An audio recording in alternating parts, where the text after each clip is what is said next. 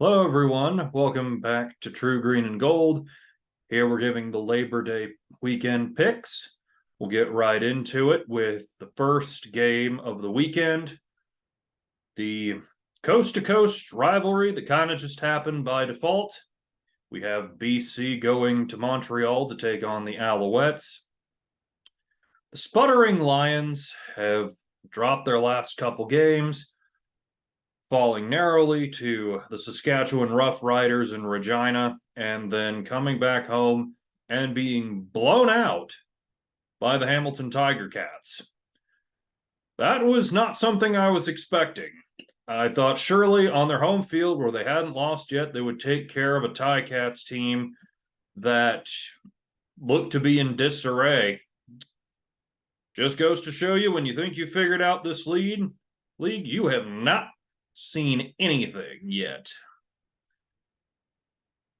So anyway, the vaunted Lions defense has really started to fold in recent weeks, and they're going across the country to take on a potent Owls offense.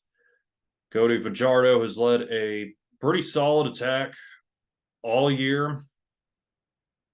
Matthew Betts, meanwhile, after his torrid start to the season, has not been in the backfield on top of quarterback in quite some time. So now, I think this game could be potentially high scoring. Vernon Adams and that talented BC receiving core can certainly put up points. Which version of the Owls defense is going to show up in this game? They've had games where they've looked really good and games where they've not looked so good. Two inconsistent teams, but just looking at the road form that we've seen out of BC, I'm going with Montreal in this one. Next up, we've got the Plains rivalry between Winnipeg and Saskatchewan as the Bombers head to Regina. Now, Jake Dolegala has been better than I was expecting since he took over the starting job after Mason Fine went down. But right now, the Bombers look like they are the class of this league once again. They seem to be firing on all cylinders. And with Kenny Lawler back in prime form, I just don't know that anyone can stop this team. That offense is just to pick your poison of what you're going to stop, but then they can beat you another way. You can't double Lawler. You can't double Dalton Schoen. Can't double Dembski. Can't load the box against Brady Oliveira. This offense is just so potent. I don't know if anyone can stop them. Now, I got to give the Riders some credit. They've dealt with a lot of injuries this year, yet they've been pretty steady. They're sitting at 500. Look like they're in a comfortable spot to make the playoffs. While I think they keep this game close for at least 2, maybe 3 quarters, eventually Winnipeg is just going to pull away. Next up, go back to the East to have Toronto going to the Hammer, taking on the Tiger Cats. Hamilton has been among the most inconsistent teams all season. James Butler is obviously a superstar. Tim White has been able to make some big plays this year, as always.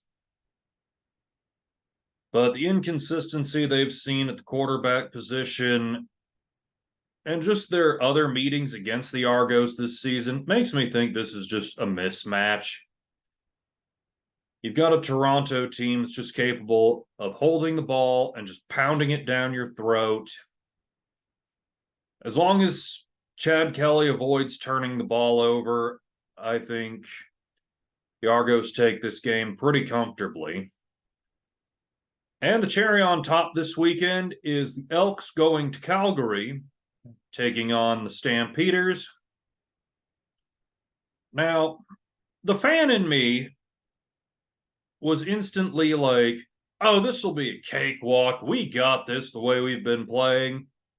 But as Lee Corso would say, not so fast. Make no mistake, I loathe the Stampeders, but they are not as bad as you think they are. They've had some games where they've looked pretty bad this year, but they are 1-5 in one-score games.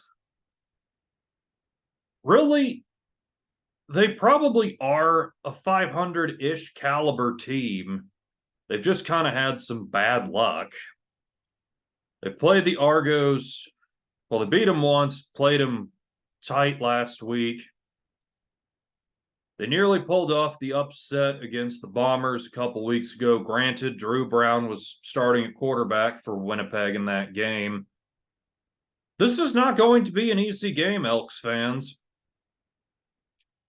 That said, so many of the ills that have affected the Elks thus far this season seem to be getting a lot better.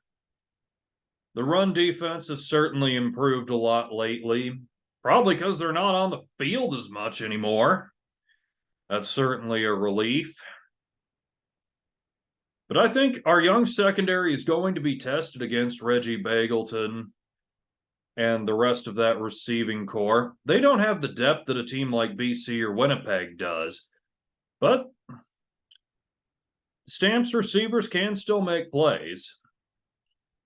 We do need to get some pressure on Jake Mayer and force a couple of mistakes, although Mayer is somewhat mistake prone, and that's ultimately what I think this game comes down to. Which quarterback makes that crucial mistake that ends up losing his team the game?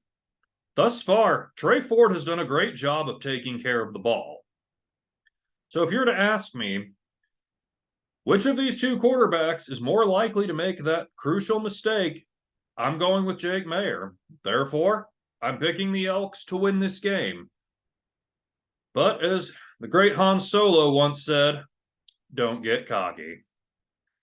That's all I have for this week. I'll see you again on Monday as we talk about Labor Day Classic. See you then.